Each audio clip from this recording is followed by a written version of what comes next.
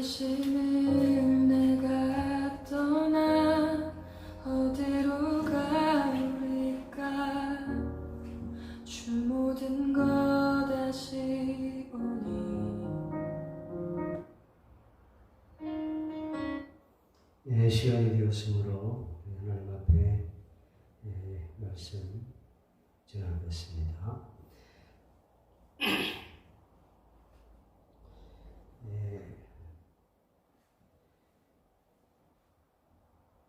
오늘 말씀은 사도행전 24장 1절에서 12절 말씀입니다. 잠깐 한번 기도하겠습니다. 하나님 아버지 감사합니다.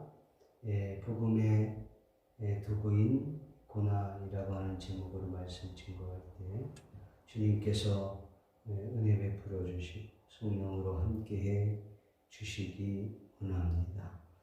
주께서 종의 입술을 붙잡아 주시고 또 주의 말씀을 듣는 모든 성도를 한 사람 한 사람 하나님이 사로잡아 주시어 큰 은혜를 받고 또 예수님 믿고 또 남은 여생 주의 거룩한 일을 위해 쓰임받을 수 있는 복된 하나님의 귀한 성도들 되게 하옵소서. 예수님의 이름으로 기도하옵나이다. 아멘. 오늘 하나님께서 저와 여러분들에게 주시고자 하시는 은혜의 말씀의 제목은 복음의 도구인 고난이라고 하는 제목으로 말씀 전하겠습니다. 복음의 도구인 고난입니다. 사도행전 24장 1절부터 13절 말씀을 중심으로 말씀을 전할 텐데 24장 전체의 말씀을 가지고 말씀을 전하겠습니다.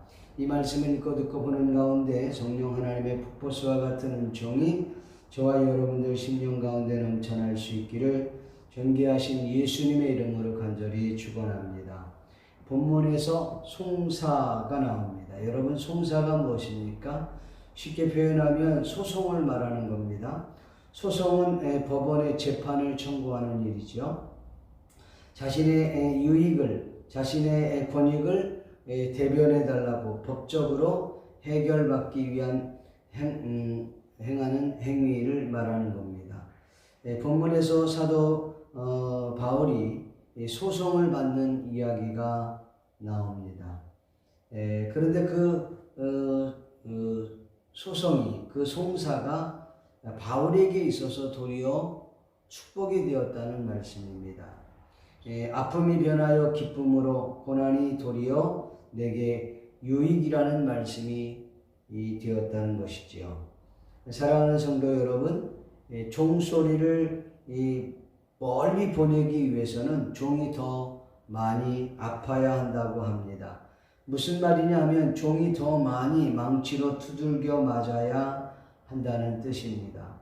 그래야 더 멀리, 더 고운 소리로 더 멀리 보낼 수 있다고 합니다. 진주를 머금기 위해 조개는 깊은 상처를 입어야 한다고 하지 않습니까? 그렇듯 믿음의 사람들은 이 고난을 통해 하나님을 더 깊고 더 넓게 그리고 더 높이 알아갈 수 있는 것입니다. 마치 종이 망치로 더 많이 두들겨 맞아야 더 맑고 더 고운 소리로 더 멀리 보낼 수 있는 것처럼 말이죠. 본문에서 대제사장 아나니아와 그리고 원로들 그리고 변사로 불리는 더둘로를 데리고 벨릭스 총독 앞에 나아가서 사도 바울을 고소하는 내용이 나옵니다. 고소의 내용은 무엇이냐? 바울 사도가 자신들이 알아들을 수 없는 복음, 그들이 말하는 종교겠지요. 이해하기 어려운 종교를 전한다 하는 이유였습니다. 그렇다면 고소한 내용이 무엇인지 구체적으로 한번 생각해 보면서 은혜 나누기를 원합니다. 먼저 우리가 생각할 수 있는 것은 천하를 소욕해 하는 자라고 이야기하고 있습니다. 본문 5절 말씀을 보면 우리가 보니 이 사람은 전염병 같은 자라 천하에 흩어진 유대인을 다 소욕해 하는 자요 나사렛 이단의 우두머리라 괴수다 이렇게 말씀하고 있는 겁니다.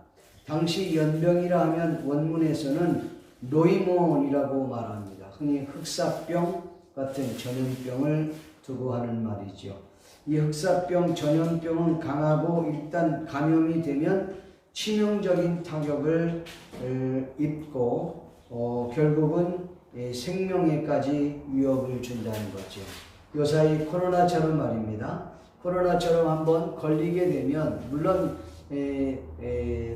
이제 치료약이 나와서 맞게 되면 말라리아약이라든가 이런 것들을 맞게 되면 고칠 수 있다고 해요. 그런데 당시에는 그런 약들이 없으니까 한번 걸리면 거의 치명적으로 생명을 앗아간다는 거지요.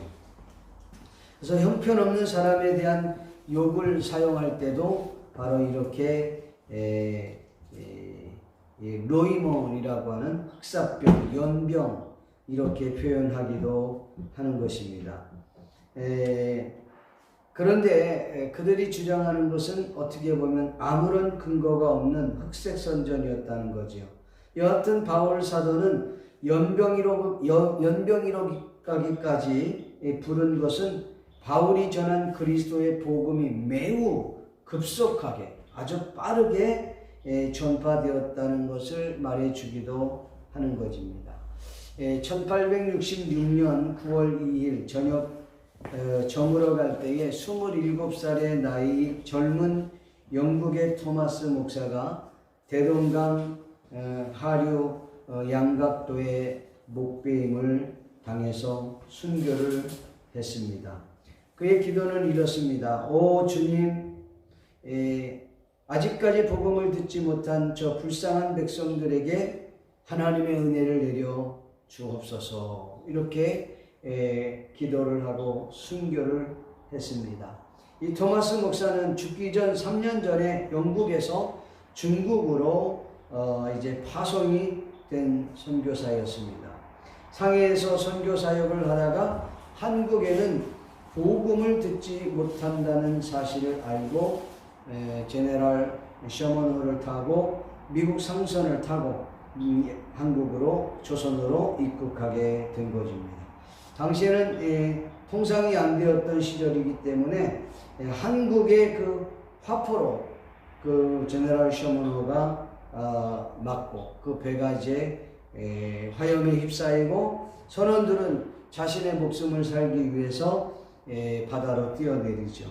그리고 바다로 뛰어내린 그들이 헤엄쳐서 육지로 올라왔을 때 그 모두 다 목베임을 당하게 되었습니다. 그때의 토마스 목사도 이때 전도지와 함께 성경을 전달하려고 무트로 자신이 가지고 있었던 성경을 던졌습니다. 토마스 목사도 목을 베임을 당했는데 토마스 목사의 목을 벤 사람이 우리나라의 박충권이라고 하는 사람이 목을 뱄어요. 이 박충권이라는 사람이 그 후에 회개하고 세례를 받게 됐죠. 나중에 그가 성경을 읽다가 하나님의 은혜를 입고 구원을 받고 그의 집에서부터 하나님의 교회가 시작이 되는 것입니다. 그런데 놀라운 사실은 이 복음이 세계 기독교 역사에 유례없는 복음의 씨앗이 되었고 또 복음 전파가 되었다고 하는 것입니다. 마치 한 시대에 연병처럼 번져 나갔던 것이죠. 벌써 대한민국은 복음을 받은 지 154년이 되었습니다. 1000만 명 이상의 성도들이 복음을 받게 되었고 기독교 역사상 유례를 찾을 수 없을 만큼 엄청난 부흥을 일으켰습니다. 당시에 전해졌던 복음이 마치 연병처럼 전염병처럼 흑사병처럼 한국 강산을 띄웠고 그것도 모자라서 일본과 중국 아닌 전 세계를 이 복음으로 뒤엎는 대한민국이 되었다는 것입니다. 이처럼 복음은 위력이 있습니다. 여러분, 대한민국이 전 세계에 기독교 복음을 증거하는 선교사를 가장 많이 배출한 나라입니다. 인구 비율로 따지면 전 세계에서 선교사를 가장 많이 파송한 나라가 대한민국이에요. 숫자적으로 따지면 미국이 가장 많고 그 다음이 한국인데 인구 비율로 따지면 대한민국이 가장 많습니다. 우리 대한민국은 기껏 5천만 명 정도밖에 안 되고 미국 같은 경우는 3억이 넘으니까요. 그 와중에 우리 대한민국이 인구 비율로 따지면 선교사를 가장 많이 배출한 나라고 파송한 나라라는 것은 놀라운 일이 아닐 수 없는 것이죠.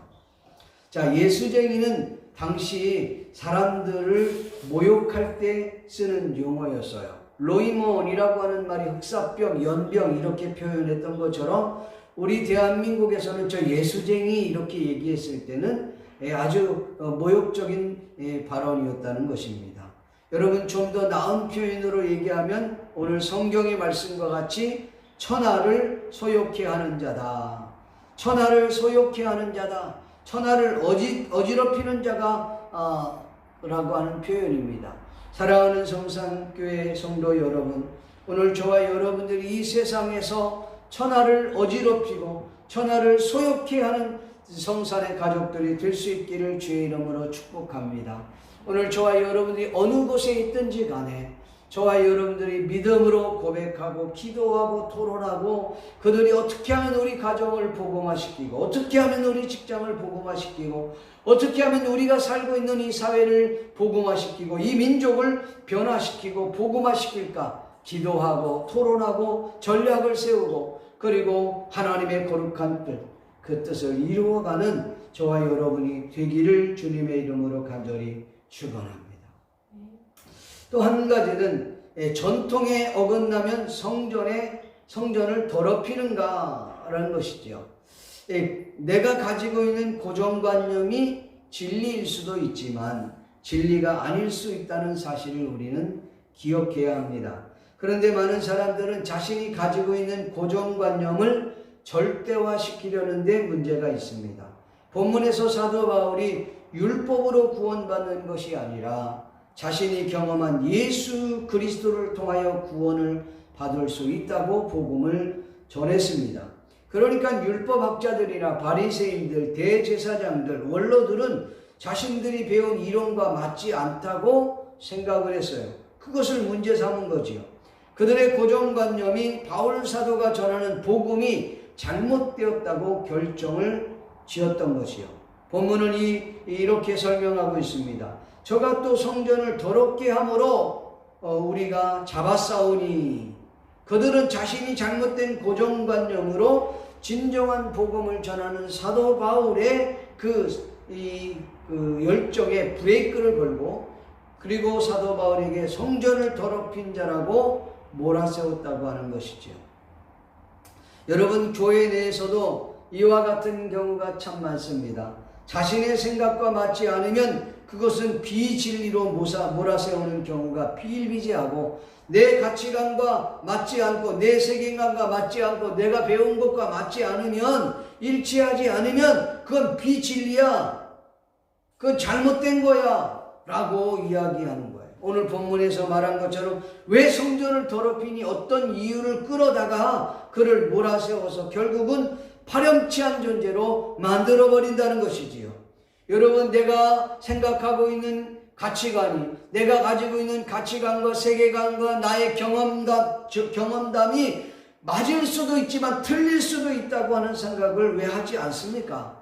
내가 가지고 있는 가치관, 세계관이 중요한 게 아니라 하나님의 말씀이 중요한 거예요. 성경이 뭐라고 말씀하고 있는가가 더 중요하다고 말씀을 드리고 싶습니다.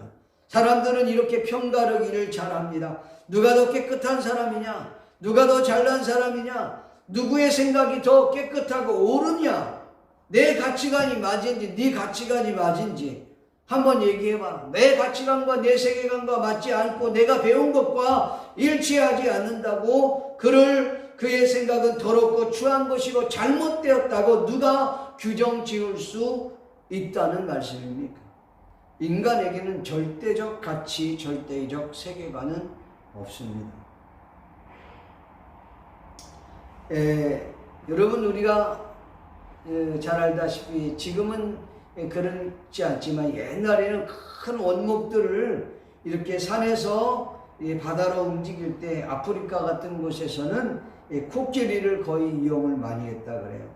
그래서 코끼리가 힘이 세니까 자신들이 어느 정도 이렇게 톱질을 해서 나무를 자르고 나면 그것을 코끼리가 잡아갖고 땡기는 것이죠. 땡기면 그 원목이 그냥 부러지고 그것을 나중에 코끼리를 통해서 바다로 이제 운송하게 되는 거죠. 근데 참 신기한 게 그 코끼리들을 밤에요 잘 때 조그마한 막대기에다가 묶어 놓는다 그래요. 그냥 힘들고 어려우면 코끼리는 그냥 팍 뽑아갖고 도망가려면 될 텐데 그 조그마한 막대기에 묶어놔도 도망가지 않는다는 거죠. 왜 도망가지 않을까? 그 코끼리 속에 잠재되어 있던 그 무의식 속에 있었던 관념 때문에, 고정관념 때문에. 어렸을 때부터 그 코끼리를 조그마한 말뚝에 묶어놓으면 이 코끼리는 저 말뚝은 뽑히지 않아. 저거 어렸을 때부터 하다가 오는데 코만 아프고 몸에 힘만 빠져. 이렇게 고정관념이 돼 있었다는 거죠. 그게 그들의 머릿속에 아예 주입이 되어 버렸어요. 그러기 때문에 그들은 못 나가는 거죠. 여러분, 고정관념이 이렇게 무서운 것입니다. 여러분의 고정관념을 깨트릴 수 있기를 주의 이름으로 축복합니다. 모 교회 어느 집사님이 이제 40일 새벽 기도회를 하루도 빠지지 않고 정말 열심히 교회를 나와서 집회를 참석을 한 것입니다. 여러분 생각해 보세요. 한국의 경우는 이런 경우가 많잖아요. 근데 목사님이 너무너무 참 귀하고 그래서 그분을 인터뷰하면서 이렇게 얘기했습니다. 집사님, 어떻게 그 먼 거리에서 단 하루도 빠지지 않고 이 집회에 참석할 수 있었습니까? 교회가 이렇게 먼데 집사님 어떻게 그렇게 참석할 수 있었어요? 라고 물었더니 그 집사님 하신 말씀 목사님, 교회가 먼 것이 아니라 저의 집이 먼 것뿐입니다. 고정관념은 이렇게 무서운 것입니다. 교회가 먼 것이 아니라 내 집이 먼 것입니다. 대부분의 사람들은 문제가 생기면 남의 탓을 하기에 급급합니다. 그러나 성숙한 사람은 남의 탓을 하는 것이 아니라 자신의 탓으로 돌린다는 거지요. 이것이 성숙한 가치관, 세계관이라고 생각을 합니다. 사랑하는 성도 여러분, 나의 행동을 두고 무엇이라고 말하는가 생각하지 말고 성경이 뭐라고 말씀하는가, 하나님께서 나를 두고 무엇이라고 말씀하고 있는가, 이것이 더 중요하다는 거예요. 대부분의 사람들이 신앙생활이 이 문제가 생겨지고 신앙생활이 오르락내리락 이렇게 남이를 많이 타는 이유 중에 하나는 자신의 어떤 거룩성을 자신에게서 찾으려고 하니까 문제가 있다고 하는 것입니다. 하나님께서 우리를 깨끗하다고 생각하면 그것으로 만족할 수 있기를 바랍니다. 사람이 무엇이라고 말해도 괜찮습니다. 그러나 정작 중요한 것은 하나님이 나를 깨끗하다, 너는 충성스럽다, 너는 존귀하다, 너는 거룩한 자다, 너는 의인이다, 이렇게 하나님이 말씀하면 우리는 그로 만족하고 의인다운 삶, 거룩한 삶을 추구하며 살아가야 된다고 생각합니다. 자꾸 전통에 매이고 내 생각, 내 경험, 내 가치관에 사로잡혀 있으면 결국은 아무것도 할 수 없다는 거예요. 그런 사람이 자신도 그럴 뿐만 아니라 남도 그렇게 판단한다는 거죠. 오늘 본문에 말씀했던 것처럼 이 율법학자들이나 이 바리새인들이 자신들의 뜻과 맞지 않고 자신들의 배운 것과 맞지 않으니까 그를 성전을 더럽힌 자라고 말하고 있는 것처럼 말입니다. 마지막으로 우리가 생각할 수 있는 것은 셋째, 우리가 소송이 변하여 도리어 복음을 증거하는 계기가 됐다, 도구가 되었다고 하는 것이지요. 많은 사람들은 착한 일을 하면, 좋은 일을 하면 좋은 일들이 생길 것이다. 하나님의 뜻을 행하면, 하나님의 일을 행하기만 하면 좋은 일이, 축복이 돌아올 것이다 라고 생각하는 것이 어쩌면 인지상정이라고 생각합니다. 바울 사도 선생님이 날마다 가는 곳곳마다 복음을 전했습니다. 자신의 일이 아니라 하나님의 일을 위해 애쓰고 힘썼던 사람이었습니다. 바울 사도는 빌립보서 3장 7절에서 8절 말씀을 보면 이렇게 말씀합니다. 무엇이든지 내게 유익하다는 것을 내가 그리스도를 위하여 다 해로 여길 뿐더러 또 모든 것을 해로 여김은 내 주 그리스도 예수를 아는 지식이 가장 고상함을 인함이라. 내가 그를 위하여 모든 것을 잃어버리고 배설물로 여김은 그리스도를 얻었다고 기록하고 있습니다. 그리스도를 위해서, 그를 위해서 모든 것을 해로 여겼다. 그래서 그는 결혼도 포기하고 주의 복음을 전하는데 결국 자신에게 돌아온 것은 소송이라고 하는 축복을 경험하게 됐습니다. 아니 목사님, 소송이 무슨 축복입니까? 소송을 통해 고통을 따르면 따랐지 축복은 아니지요. 예, 그렇습니다. 그러나 이 부분은 사람의 그 가치관에 따라서 그것이 축복이 될 수도 있고 여러분 저주가 될 수도 있다고 저는 생각을 합니다. 먼저 그렇다면 이 바울 사도의 가치관은 뭘까? 바울 사도는 오직 하나님의 복음을 전하는 데 있어서 자신을 아무렇게나 아무렇지 않게 여겼다는 것이지요. 그래서 그 복음을 위해서 결혼도 포기하고 고난을 오히려 기쁘게 받았던 사람입니다. 여러분들 애매한 고난을 받아서 여러분 고통을 겪었던 적이 있습니까? 애매한 고난을 받아도 그는 넉넉히 이기는 사람이 되었습니다. 빌립보서 1장 17절과 18절 말씀에 보면 이런 말이 있습니다. 그들은 나의 매임에 괴로움을 더하게 할 줄로 생각하여 순수하지 못하게 다툼으로 그리스도를 전파하니. 순수하게 다툼으로 그리스도를 전파했다. 순수하지 못하게. 그렇다면 순수하게 참으로 전하는 사람들이 있다는 거지요.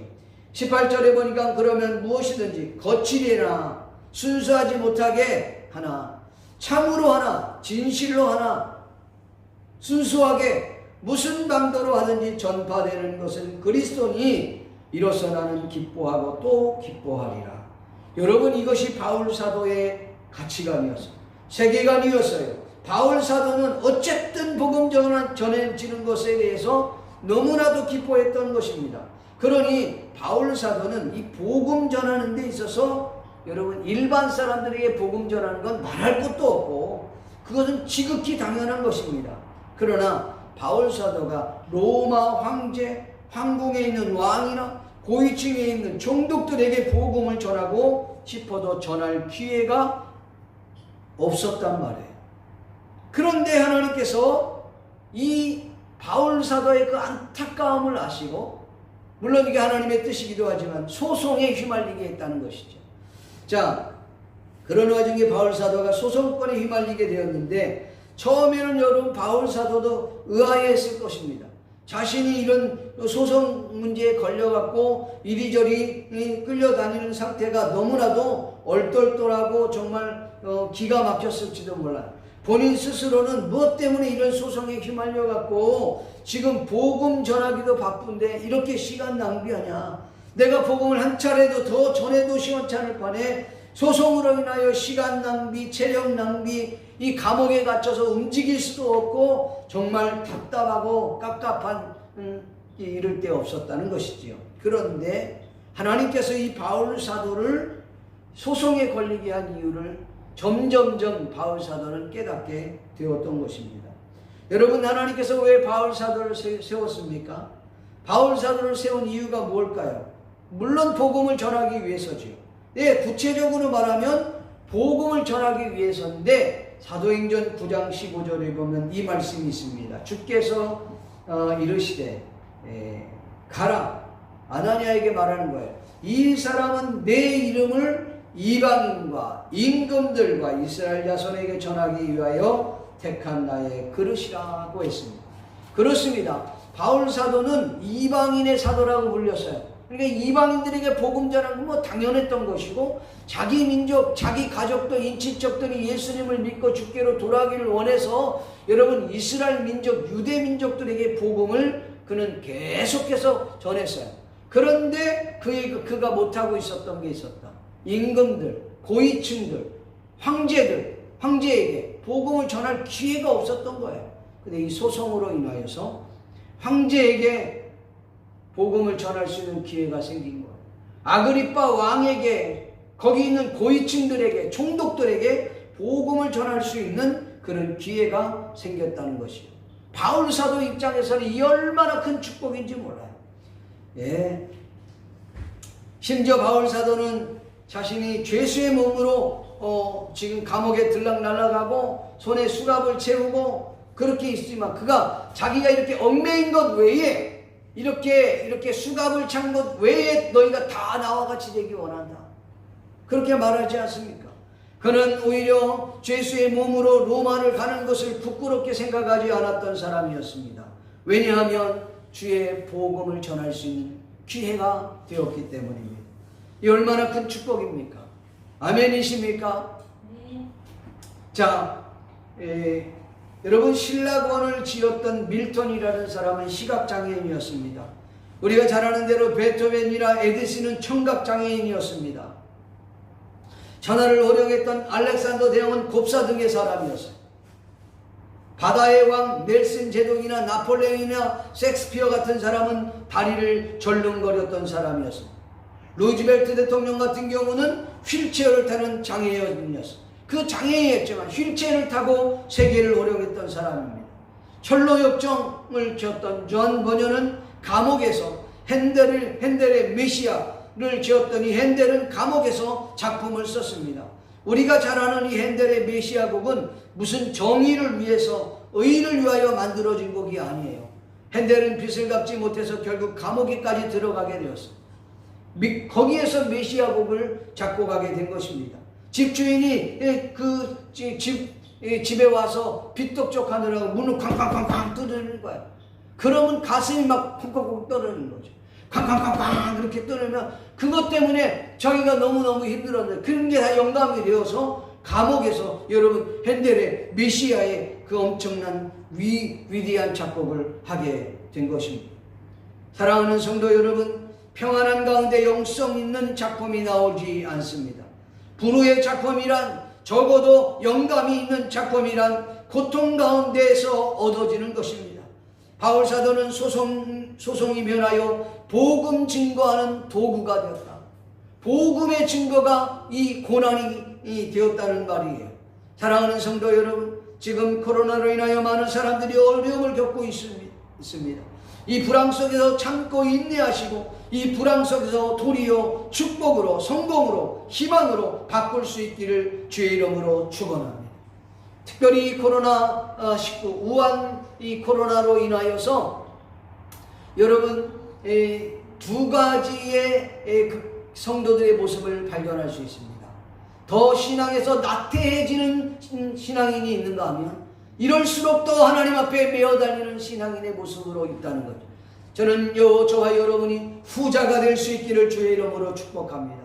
고난 가운데서 여러분의 신앙이 또 뜨거워질 수 있기를 바랍니다. 말씀을 맺기 소원합니다. 사랑하는 성도 여러분, 저와 여러분들은 어떤 명예를 얻기 원하십니까? 그는 훌륭한 사람이야 라는 칭찬과 명예를 얻기를 원하십니까? 우리는 오히려 그런 사치스러운 칭찬보다는 천하를 소욕케 하고 천하를 어지럽히고 저 사람은 꼭 연병 같아, 저 사람은 흑사병 같은 사람이야, 그것으로 인하여 복음을 확산하는 그런 믿음의 귀한 저와 여러분이 될 수 있기를 주의 이름으로 축복합니다. 어쩌면 이 이름이 주님 앞에서는 더 아름다운 이름 명예가 될 줄로 믿습니다. 또한 잘못된 고정관념으로 인하여 사람을 판단하지 마십시오. 잘못된 고정관념, 가치관, 전통으로 인하여 깨끗하지 못하다 정죄하지 맙시다. 옳지 않다는 그런 자세를 가져서는 안 된다고 생각합니다. 누가 누구를 정죄할 수 있겠습니까? 오직 하나님만이, 오직 성경만이 우리를 판단할 수 있습니다. 사람이 아니라 성경이 뭐라고 말씀하고 있는지, 하나님께서 나에게 뭐라고 말씀하시고 있는지 그것이 더 중요하다고 하는 사실 믿기를 주님의 이름으로 간절히 축원합니다. 사랑하는 성도 여러분, 하나님께서 우리를 향하여 너는 내 자녀야, 내 존귀한 자야, 너는 충성스러운 자야, 너는 의롭고 거룩한 자야 라고 한다면 우리는 그것으로 만족할 수 있기를 바랍니다. 많은 사람이 주의를 하면서 하나님께서 그 대가로 모든 것이 잘되는 형통의 축복을 주실 것이라고 생각하는 이들이 의외로 많습니다. 꼭 그런 것만은 아니에요. 나의 전신을 불사르게 내어주면 하나님께서 이 세상에서 형통의 복을 주실 것이야, 이렇게 믿고 신앙생활하는 이들도 있습니다. 물론 그럴 수도 있어요. 그러나 그렇지 않을 수도 있다고 하는 사실을 아십시오. 바울 사도처럼 오히려 고난이 찾아올 수 있습니다. 소송이 찾아올 수 있습니다. 그러나 그 고난은 애매한 고난이 아니라 축복을 주시기 위한 과정임을 믿기를 주님의 이름으로 간절히 축원합니다. 이 고난은 복음의 도구인 고난이라는 사실 잊지 않기를 주의 이름으로 간절히 축복합니다. 기도하겠습니다. 살아계신 아버지 하나님, 하나님의 은혜와 은총을 감사합니다. 오늘도 주님 옆에 마음의 무릎을 꿇었사오니 우리 주님이 은혜를 부어주시고 축복해 주시옵소서. 이 말씀을 통하여 새 힘을 얻는 복된 저희들 다 되게 도와주시고 이 말씀을 마음에 새기고 정말 복음의 도구인 고난을 기쁘게 받는 저희들 되게 하옵소서. 예수님의 이름으로 기도합나이다. 아멘. 주의 신을 내가 떠나 어디로 가오리까 주 모든 것